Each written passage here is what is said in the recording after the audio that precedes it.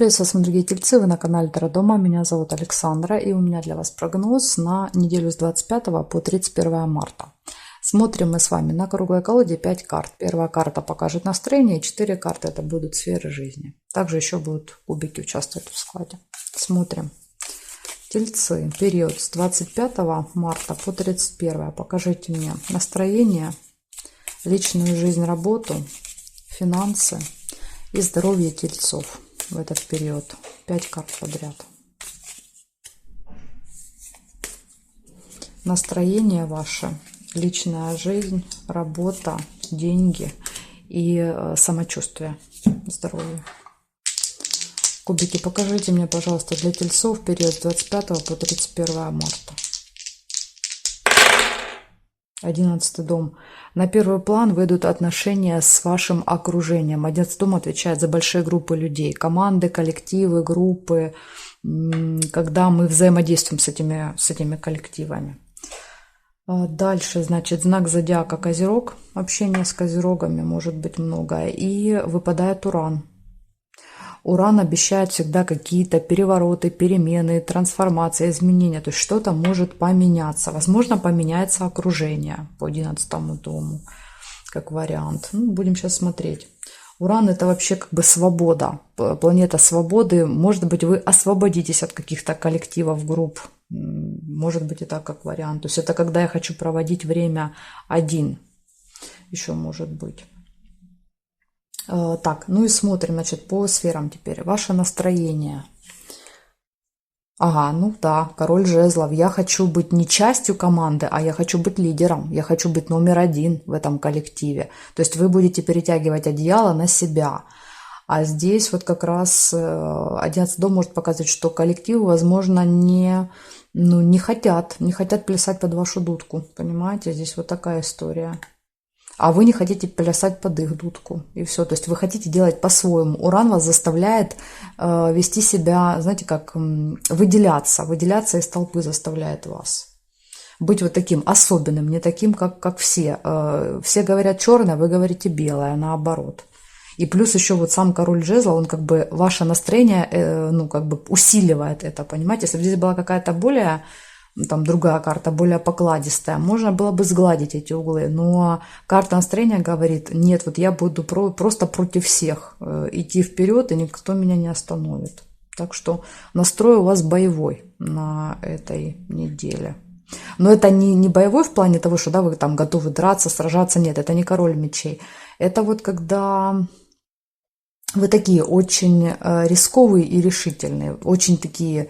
готовы к действию, готовы работать на результат. Так что посмотрим. Должна хорошая карта выпасть в работе, потому что король жезлов, он такой все время стремится к каким-то высотам в работе. Но сначала личная жизнь. Смотрим, что здесь. Здесь слезы. Ну, понятно. 9 мечей. Здесь, знаете, что там может быть? Вы можете в состоянии короля жезлов что-то лишнего наговорить кому-то дома, и потом вас будет мучить совесть. 9 мечей – это карта о совести. Ну, если в сочетании с королем жезлов, он вспылил, наговорил, там, не знаю, ребенку, родителю, там, любимому человеку что-то наговорить, а потом будете вот ложиться спать и переживать, и думать, ну, что я вот это вот не сдержалась и сказала. А потому что король жезлов, он не может сдержаться, он просто вот выпаливает все, что думает. А потом будете переживать. Поэтому, если вот не хотите потом по ночам прокручивать эту ситуацию в голове, и если не хотите чувствовать чувство вины за собой, то лучше, конечно, вот за вот этим королем присматривать на этой неделе. Потому что может быть много лишнего сказано. Сказано, сделано, это и действия, в том числе король жезлов, не только разговоры, но и действия. Но здесь вот вы будете переживать. Может быть еще как вариант какая-то другая история. Допустим, вы ведете себя дома хорошо, ни с кем не ругаетесь, все нормально, а просто за кого-то или за что-то переживаете. Потому что эта карта показывает страхи, тревоги, какие-то волнения, переживания, неуверенность в ну, за кого-то в семье, вот может быть еще так, как вариант. Если вы один или одна, то, возможно, это ваши переживания, ну, из-за того, что вы находитесь в этом состоянии, из-за того, что вы не можете познакомиться, построить отношения, то есть это вас может очень даже волновать на этой неделе по этой карте. Хотя виду подавать вы не будете, король жезлов, то есть на вид, для других я вот такой раз такой, а когда сами с собой дома вечером спать ложитесь, вы вот эмоцию эту даете сами себе. Так что тут так. Смотрим дальше. Работа. Вот мне интересно, что здесь. Ну, конечно, туз мечей. Угу. При короле жезлов, я думаю. Туз мечей — это такая, знаете, вот решительность, какая-то смелость, отважность. Это желание эскалировать на работе, допустим, добиваться своего, искать какую-то правду, там, показывать всем какие-то факты. Ну, если, допустим, возникает какая-то проблема в коллективе на работе, и вас в чем-то обвиняют, вы точно найдете способ себя отбелить и сказать, что нет, это не моя вина, это не будет такого, что на вас там повесят, все, да, и все станутся довольны. Нет, вы будете искать правду, вы будете доказывать. Поэтому тут, я думаю, что вы в работе, вас лучше не трогать на этой неделе. Так что по работе выпала хорошая карта. Туз мечей, что это еще может быть?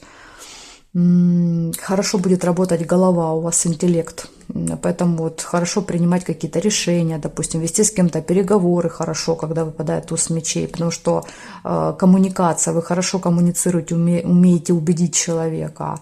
Например, там, если у вас какие-то важные подписания там, документов, договоров, тоже карта говорит, вы можете все правильно проанализировать, рассчитать, то есть это карта расчета, анализа. И поэтому, то есть, не наделать ошибок можете по этой карте. Можете избежать этих ошибок. Так что для работы отличная карта. Начало работы, туз — это единичка. Начать какой-то проект, задачу новую тоже очень хорошо по тузу мечей. Может какая-то идея у вас появится. Прямо, знаете, как в голову придет какая-то идея, и карта говорит, ее нужно развивать. Да, то есть в нее нужно вкладывать энергию и толкать вперед эту идею. Поэтому все идеи записывайте, которые будут появляться. Делитесь с руководством этими идеями, не бойтесь, потому что тут что-то может быть прям такое очень интересное. Так, ну и смотрим деньги. Что с деньгами у вас? Ну, с деньгами не очень, двойка мечей.